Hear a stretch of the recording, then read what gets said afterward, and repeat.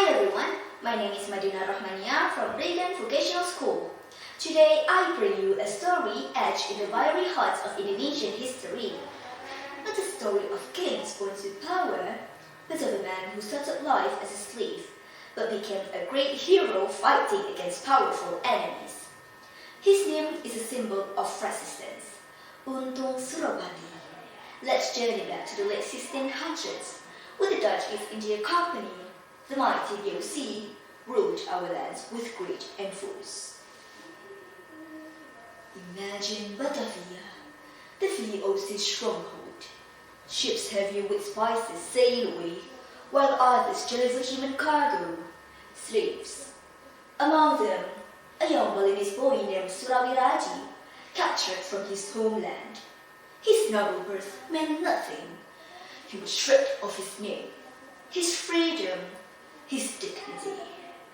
The Dutch called him Untung, which means lucky, but it was a mean joke.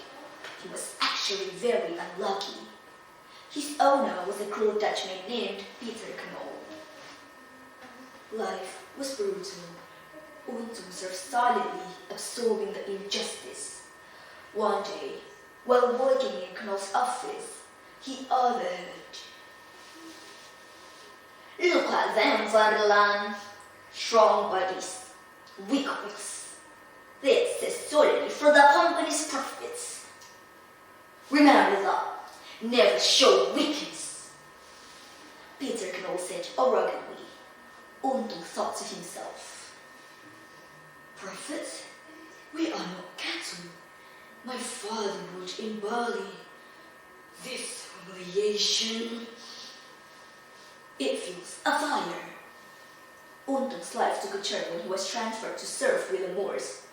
The rigid hierarchy and constant disrespect remained. One day, an incident occurred. Though history still debates the spark, some accounts suggest Moors discovered Untung had aspirations beyond his stations, perhaps willing to reach or showing unusual initiative. Others implied a fundamental clash of wills.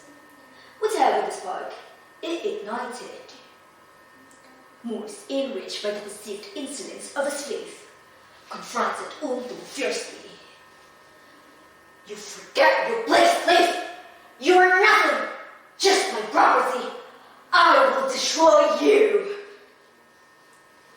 Faced with extreme violence, Untung fought back desperately. The struggle was short and brutal. Willem Moors lay dead. Untung knew Batavia would demand his life. He had one path, escape or die. Untung fled Batavia, heading east into Java. He didn't run alone. Word of the slave who killed his master spread. Escaped slaves and oppressed villagers joined him. The fugitive transformed. He stopped using the name Untung. He called himself Surabadi, remembering his roots. He reached Pasuruan. His courage and natural leadership catching the eye of the powerful Mataram Crown Prince who was struggling against Dutch domination. The Crown Prince declared, Surabadi, the Dutch hunt you relentlessly and brand you a criminal. But I say something else. I'll fight till they fear. That fear is a weapon. Will you stand with Mataram against the company?